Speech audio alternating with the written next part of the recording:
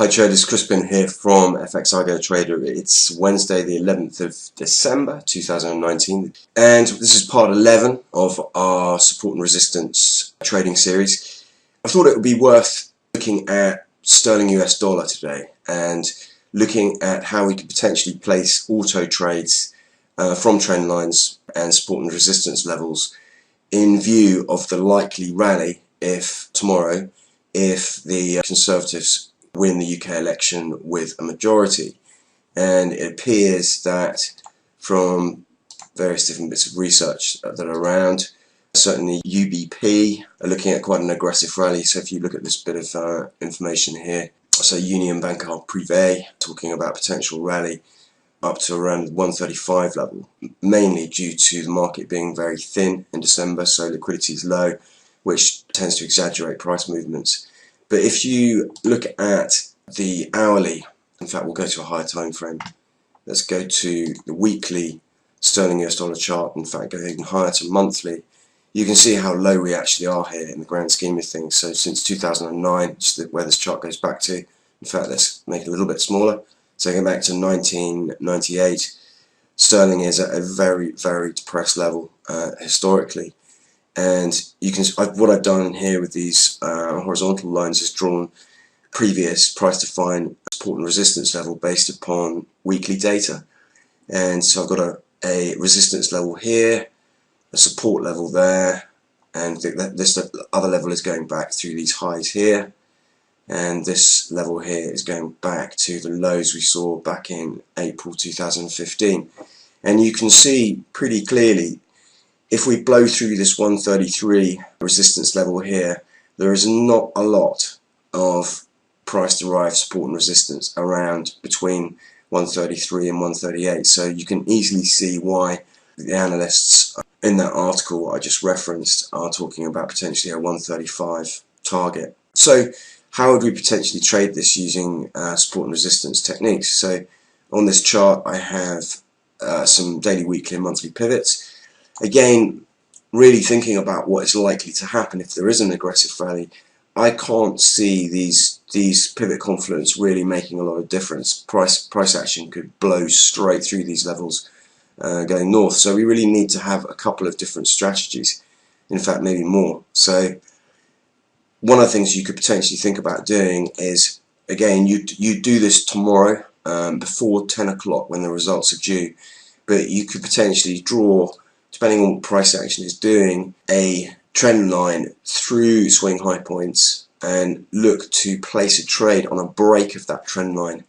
And in order to do so, using Trendline Trader Pro, we would go to the interface, and we'd also, most importantly, make sure the expert advisor is loaded on our chart, which kind of helps. Okay, now we're good to go. So what we're going to do, if we imagine that we're going to use this trend line, and if I click on the trend line now, the interface will synchronize with the trend line, and we will be looking to essentially a trade behavior of a buy break, probably touch in this scenario. And if I actually go to this chart and show object descriptions on the chart, you can now see what we're looking at. So potentially if price action breaks through this trend line and then tests this channel, and you probably want to broaden that channel a bit because it's very, very narrow at the moment, and then probably increase the stop quite significantly because the market may get very volatile, so you may want to have a sort of a 30 pip stop. And our take profit level would be basically, I would go for several different approaches on this one. I'd probably set a short-term take profit level just before this pivot confluence here. You may see some rejection here, so let's just move our take profit level up to around that confluence level of those pivots, and that's made up of a monthly R3 and a daily M4 intermediate pivot. And what we could do is take a quarter of our position out there, and we now need to set some additional targets, and we've got some additional pivot based resistance levels here, R2, R3, etc. So you could potentially take another chunk out at around R2. So that's let's push up our TP2, which is our second take profit level, to R2, and we'll take another 25% out there. which is going to now give us a third take profit level, and we'll push that up to R3. You can see that's just changing as we get tick data, and there we go. And we'll take, we need to leave some in, so 25 out at R3, and then we'll leave the remainder to run up to, I think, we may as well go for gold on this one and go for our 135 target. So essentially now we've got our take profit levels set up. We've got 4 take profit levels, each taking 25% of the trade out. We're trading one lot, so just to review what that's going to look like from an entry around about here. Again, we would review this before tomorrow, so before the actual close of the election. We want to just check price action and adjust this trend line accordingly if we've seen any additional swing high points. So we're looking at roughly 60 pips on our first take profit level, and we're looking at a further 85 pips on our second TP2. TP3, it's about 135 pips, and that's coming out around the R3 resistance level based on the daily pivot. And the TP4 coming in at a cool 335 pips or so, and that's roughly around the weekly R3 resistance level, which again would be as far as this projected rally may run. You never know, it might go further. So that is one scenario which we can use Trendline Trader Pro for.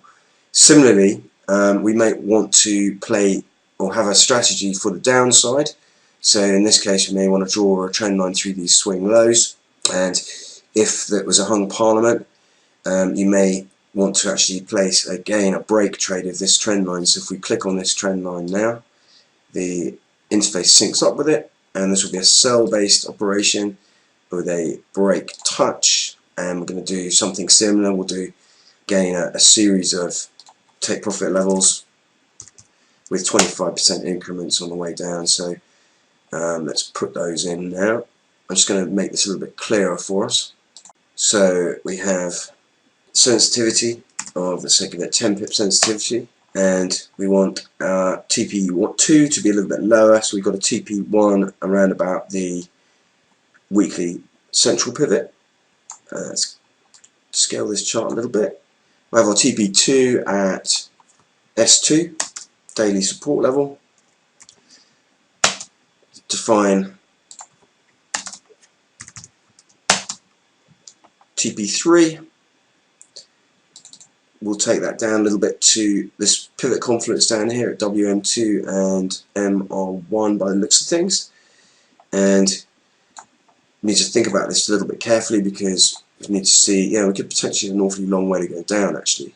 So we could probably have our TP4 below last month's high, which would coincide with these support levels down here, these swing high points. So let's pop in our final TP4, which will just drag down to this confluence here. So there we go, we've got a strategy there which caters for both a breakout of this trend line here, which we've drawn in, and also a breakout of this support trend line. So we've got both strategies covered, and I will actually place this trade tomorrow. For the time being, I'm going to remove these trend lines because I don't want anything to activate at the moment. I want to just see how price action shapes out in the next few hours, and then I will draw accurate trend lines tomorrow and let the market do its thing. If you're interested in buying Trendline Trader Pro at a reduced price, we're currently running a special offer. If you go to the FX Algo Trader website, and if you go to the Trendline Trader Pro page, you'll see, use this link for a 33% discount. Be quick, as the offer expires soon. So there you go. Save yourself 33%, and thanks very much for watching.